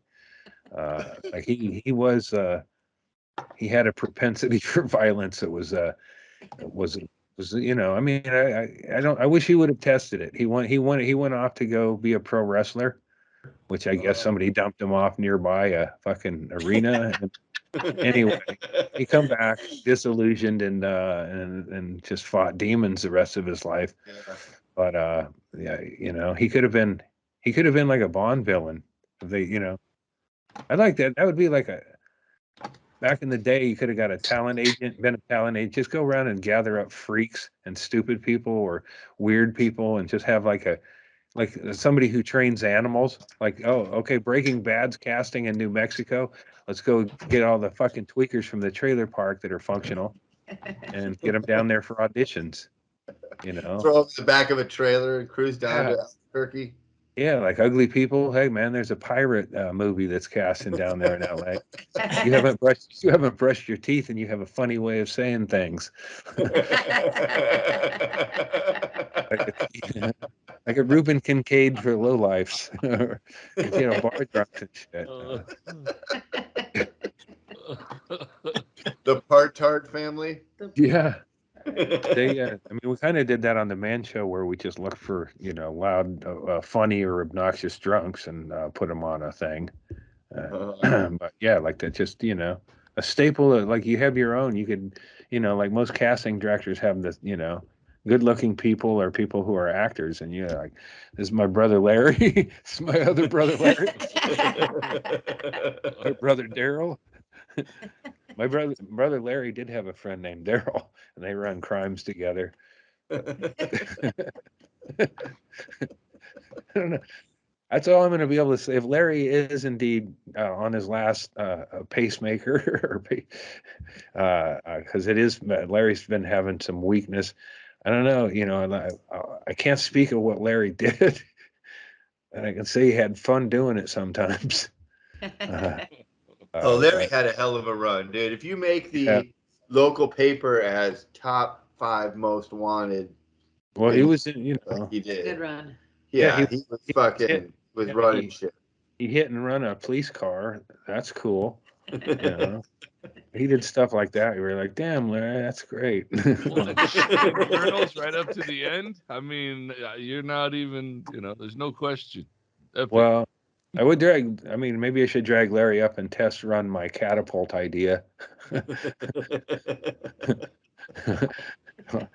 I don't know. He's resilient, but every time there's a close call with Larry, I count him out. He's kind of like, I don't know. He's not bouncing back. That trailer may be empty. There may be the canary may live in the trailer. And then me and my brother, we both hope Larry and the dog die in a murder-suicide kind of thing. Because they kind of belong together, and it's like I can't envision one without the other or whatever. So maybe the dog could chew Larry. And then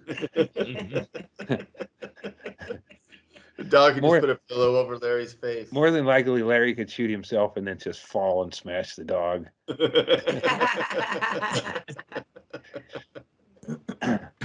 But he may be, I don't know. It's like my old cat. I keep thinking that's maybe this will be it, and then he's still around. So Larry abides. He is the same thing. My dad was unable to die on his own. I didn't kill him or nothing, but I basically had to tell him, hey man, you're running your time here. Shaylee gave you the light 10 minutes ago, bro. Just check out. But my dad was was like limbless and diabetic and kidney failure and enlarged heart and having brain cutouts and stuff, but he still wanted to get up and read the paper the next day. I don't know what it was. Like, you waiting for another Star Wars movie?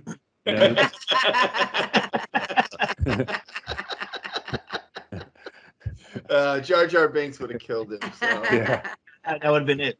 But I think, I just think he just got used to such a shitty quality of life that he didn't, that he didn't know that it would be like easier to just not do it. At some point, you got Larry as a kid, and you could fit physically in a freezer. Let's let Dad rest. Dad's gonna be cold for a while. But then we can thaw him out up in Portland where it'll be convenient. We had a whole. My dad's death was a whole problem because of the timing of it and everything. But he was hanging on forever. It's like, man, we should have done this in the summer. then what he did was he lived into the winter, and then a snowstorm hit. So we did this ceremony at the church. We were able to lift Dad up those stairs because he was dead, and we had to find Larry went AWOL. I don't think Larry took the news well or whatever, but he was hiding. He's hiding from us in a basement when we found him. Somebody we just tracked him down. We sleuthed around until we found him, and then we told him, and then Larry showed up at the thing, and Larry was Larry, and it was, I was uptight about it. It's like, instead of just I wasn't rolling with the punches, and then like the guy, the Undertaker or whatever, he said, it takes, everybody's different, or, he just reminded me that, take it easy. It's like, I'm in a shitty suit. I'm the one who should be embarrassed. Larry's, shirtless with a vest on, he looks cool. Larry would look like a presenter at the Oscars. Cool. Didn't something happen with the casket in the back? We had an emotional ceremony with Dad's body being there, anyway.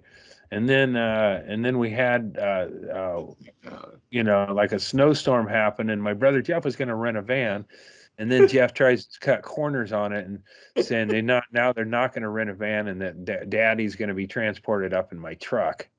Oh my God. It's on the couch. Yeah, and it wasn't. Yeah. And my dad, the casket wasn't cut to fit. I could have done like a magician thing and made it fit my truck, and that would have been okay. I didn't want They had to stand Daddy's. it up. They had to stand it straight up. Shut up. No, he would have had to hang. I mean, it would have been, the cask. But my dad was, my dad could have easily fit in the back of the truck, but we had to have a fucking box for it, and the box was too big, and it's just, it was stupid. I wanted him cremated, and one of my brothers objected to it on religious grounds, and oh, Dad's gonna get resurrected up in heaven, but he ain't gonna have legs.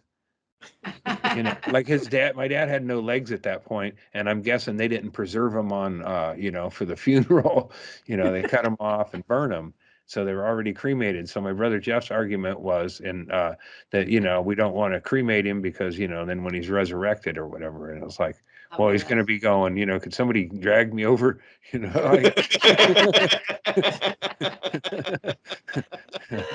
The finish line. It's just so stupid anyway. And then I got that truck, and then I got a new fridge. And so it wasn't I don't know. I don't think it was my fault, but the guy said, oh, it won't go anywhere. Well, yeah, it did. It blew out the back of my truck, but I put I bungee corded it with just this big bungee cord, not real good. And so I'm driving, and this refrigerator blows. I see it moving gradually. Then it hits the tailgate, and then it goes. And oh my God. I'm on a highway, and there's cars behind me, and there's people, screeching and going around, and then I didn't see the fridge, so I'm thinking, oh man, it's gonna hit that car, and then it was like, where's the fridge? And then it rear-ended me. It was gonna kill somebody. It was flying back to kill somebody, and then it recoiled. So I saved their lives. Because the guy in the dock said I shouldn't go anywhere. Well, shouldn't. It did. And then I took it back, but fortunately it was covered on some sort of technicality. But they told me it was out of luck, and I go, well, that and then they showed me a sign that said they're not responsible. So I'm out of a fucking fridge and mad. And then it was like a week later, my brother's asking me to put Daddy in the back of my truck with overhead. Like, no fucking way am I going through that shit with, like Dad's fucking sprawled out on the road and shit. Okay. No way. So yeah, they did get a van, and I think I don't know how they did it, but they fit the van. They got a big van, not in my truck. And it was a shitty box too. It's like, Andy, I've been to a couple funerals. Isn't like the mortuary that like prepares the body? Don't they kind of throw that in the trip to the cemetery? Well, this was we did a ceremony in Coquille, and my dad was a veteran, so we got we got a free dirt hole for my old man up in Portland. And they shot. It's like when you prepare the body, they don't call you up and go, "Hey, I hope you got a station wagon because your nana's ready to come." I don't know. Yeah, they was kind of like he was ours. We had, I've never heard of that. Maybe it was a cost. It was probably cost cutting. Like the movie Vacation is the only place I've seen that. Yes, put him on the roof. Grandma. Yeah. Yeah, and I would I'll take him, but we got to cremate him first, Right. Cremation was the prohibition on cremation was lifted in 1963 by the Vatican. So I don't know why your brothers were. Yeah, so. I mean, the argument. Gary Mitchell, everybody. The argument could have ended with Dad is going to go up to heaven and not have legs, and then he should have said, "Okay, let's cremate him that way. He can come back all on, like." Like reimagined out of sand or something. It would have been funny if you would have cremated him, but not cremated his legs that he lost. And then, according to your brother Jeff, he would have reanimated as just legs. Yeah, and I don't even know that makes you walk. Shouldn't we just be gliding around anyway? Yeah, that's true. That's why I wanted to be liquid. It's like, and just kind of go. It's easier that way. But yeah, I don't think people get buried like they used to anyway. But my dad had a good. If we wanted to do the same kind of thing for my dad in Coquille, we would have needed Larry and 5 or 6 other guys with guns, because we got up there and we had not a 21. You just have 7 dudes popping off blanks or whatever. 7 gun salute. Yeah, my dad had that, so that was pretty fancy. Cool. And yeah, so it was a whole, it was a day where you wouldn't be on the highway or the freeway for any reason unless you had to be, and that was my family Right. up on a frozen freeway getting to transport my dad from A to B so he could have 2 ceremonies or whatever. Like, we have his funeral scheduled. Why don't we just reschedule it instead of putting everybody at risk? But we all made it. I'll never get tired of hearing your fucking stories, dude. It's unbelievable. There's always a new wrinkle as well. Dude, I've heard that one before, but it's just as fucking good. Yep. Second It's time. a holiday classic, kind of. It is. That's one of the best ones. Beauty. Yeah. By the way, cremation is about 60-70% of the people choose to be cremated these days. Oh, I thought you meant 60. They have cremate 60 to 70% of themselves. Now you have to do the whole thing. I thought it'd be more like want to be of like a fucking statue, like a bust. Just leave that part of me. Yeah. Just the head and neck, like on Futurama. Yeah. Heads in jars.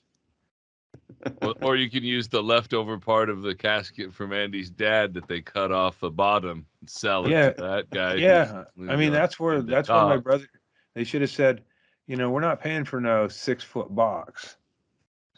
My dad, he was 5'6" or 5'7" with knees to toes gone.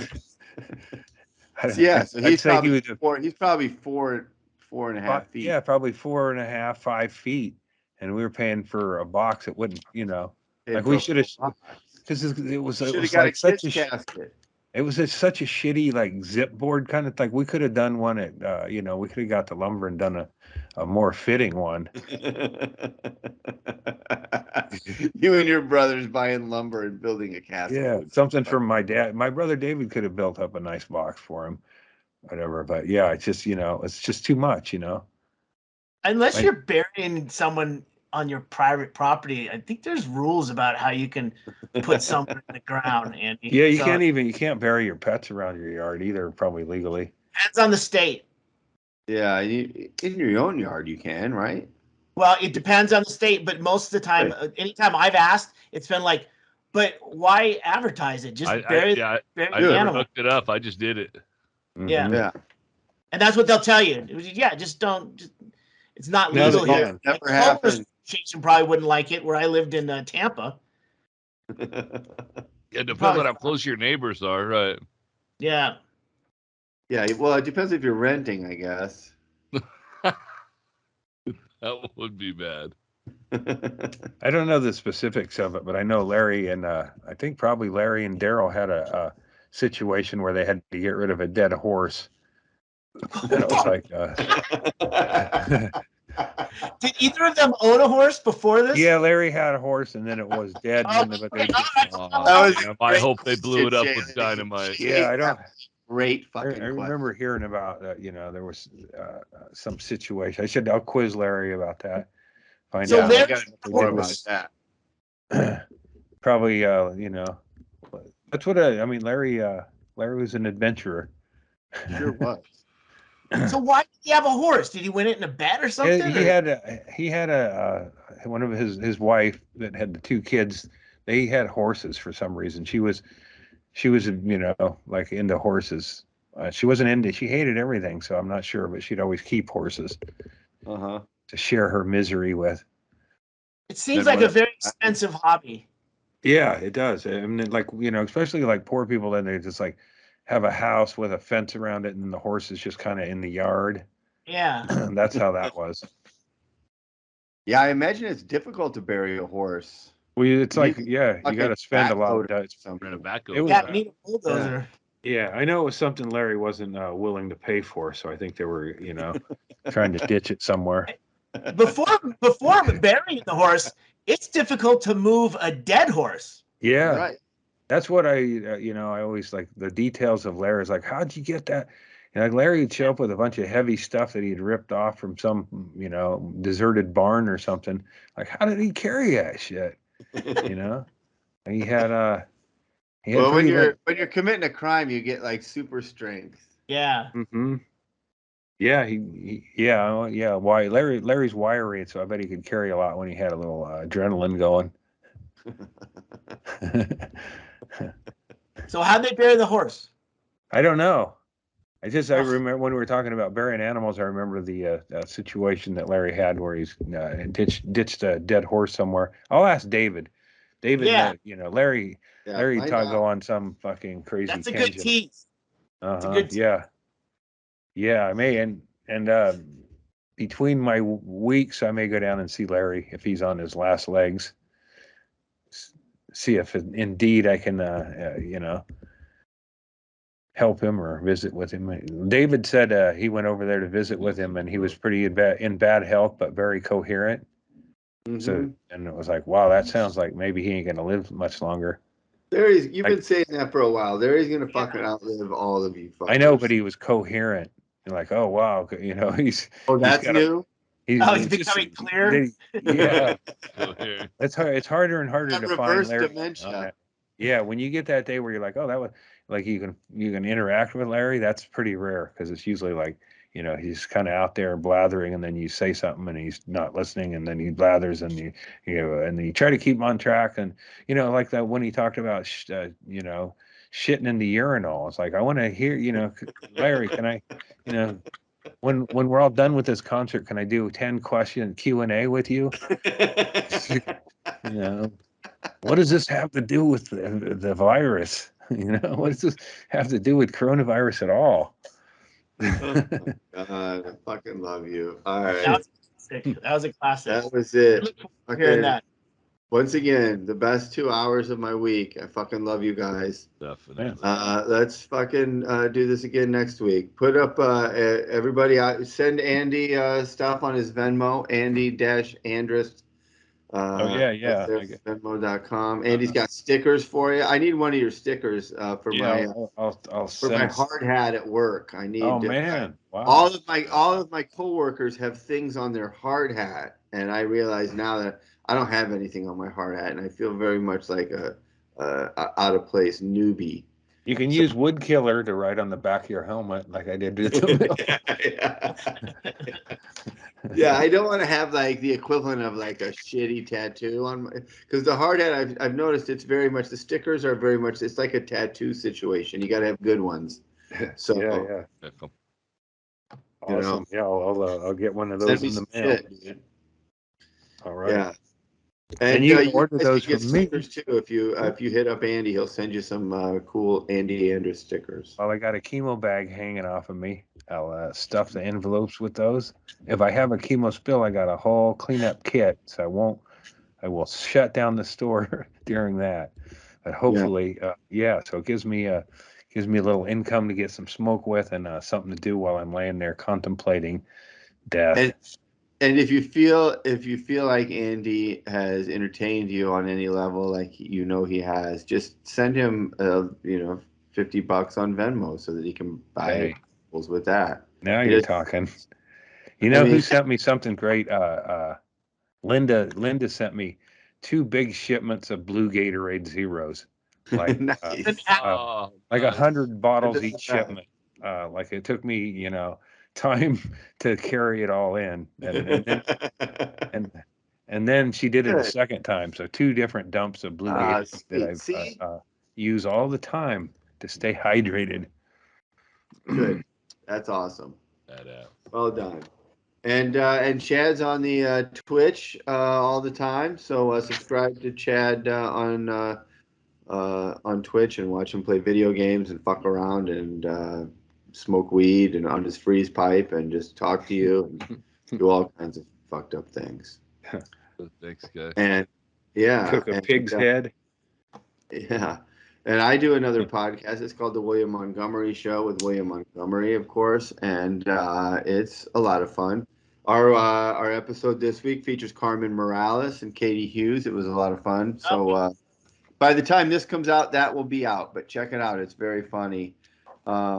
and I get a kick out of doing it. So it's a lot like, actually, William's a lot like Andy. It's a lot like steering. It's a lot like the analogy that we've said of putting the rubber bumpers into the bowling alley lanes and steering him back toward the pins. My tortured ginger brother. Yeah, that's exactly it. And so check it out, the William Montgomery Show. It's on YouTube. We drop new episodes every Wednesday night at 9:30 Eastern time. And what else? Doug Stanhope probably out there doing comedy programs. Nope. No, we're back. He's off the road for a while. We got some projects we're doing at home, but his last special, Dying of a Last Breed, is now available for free on the All Things Comedy YouTube channel. So check it out there. And then we'll have his last book, No Encore for the Donkey, is going to be in print shortly. It'll be up soon, and we'll announce it here. Nice. All right. There you go. Very good, everybody. And we love you guys. Thanks for being out there. Thanks for subscribing to our Patreon. If you do that, everything's been very hectic with Andy, and I'm working like a stupid idiot. So I know we owe the people a live Zoom at some point. So we'll try to get something like that done, and that would be nice of us. But just hang in there with us, because we'll do it. I promise. But we do appreciate that guys are out there subscribing to our Patreon, and everything's on YouTube as well. So that's out there. If you haven't subscribed to our YouTube channel, please do.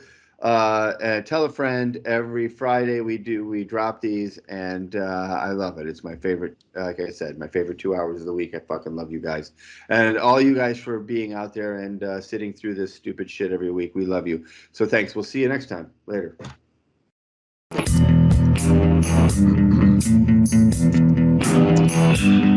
Yeah, I didn't notice it. I took that pipe hit and coughed. Didn't use the freeze pipe. Oh, yeah? Yeah. Yeah, so I got some stuff starting to figure out.